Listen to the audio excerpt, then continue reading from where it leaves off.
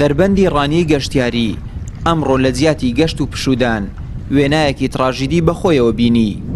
دوو ماسیگر ماوەی زیاتر لە 24 سەعاتە خۆیان و بەلەمەکەیان بێسەر و شوێنن.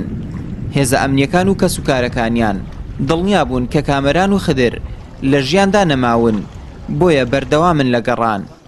مەولان شایەت حاڵە و ویستویەتی چایەکی پڕچێژیان بۆ ئامادە بکات، بەڵام دەڵێت ئەوان ڕۆیشتن و نەگەڕانەوە.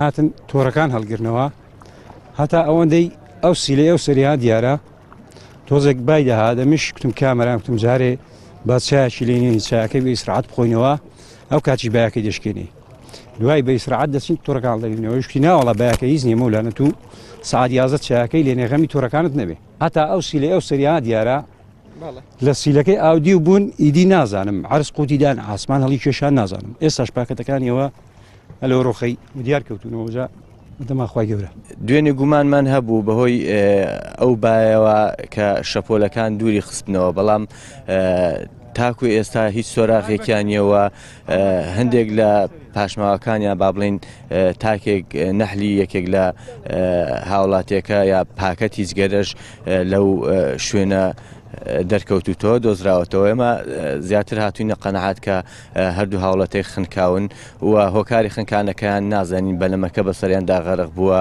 یان بە تۆڕۆ بوون بەڵام ئێستا تیمەکانمان سەر گەرمی گەڕان بە دوایاندا نازانم لێم گەڕێتەوە.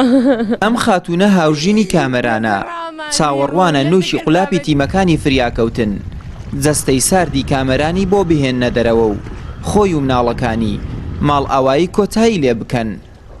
کەسوکاری ئەم دوو هاوڵاتیەش دەڵێن لەبەر هەژاری و بێکاری دەستیان بەم پیشەیە کردووە و هیچ موچەوکارێکی تریان نەبووە. لەسەر ڕامازی بوو لەسەر کەسابەتی بوو لەسەر بێکەسابەتی هاتێرە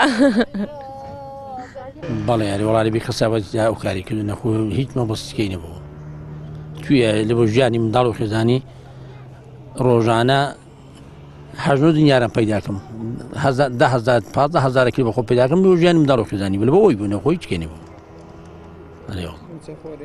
نەوەڵا موچەخۆریش نییە نەوەڵا هیچ موچەوشی نییە. کامەران تەمەنی 29 ساڵە و خێزاندارە و خاوەنی 3 مناڵە و تەمەنی مناڵە بچووکەکەی تەنها 2 مانگە.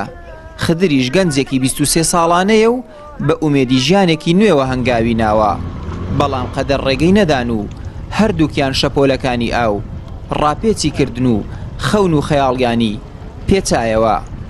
تا ئامادەکردنی ئەو ڕاپۆرتەش نەتوانراوە سۆراغی ئەو دوو هاوڵاتیە بزاندرێت و هێزەکانیش بەردەوامن لە گەڕان.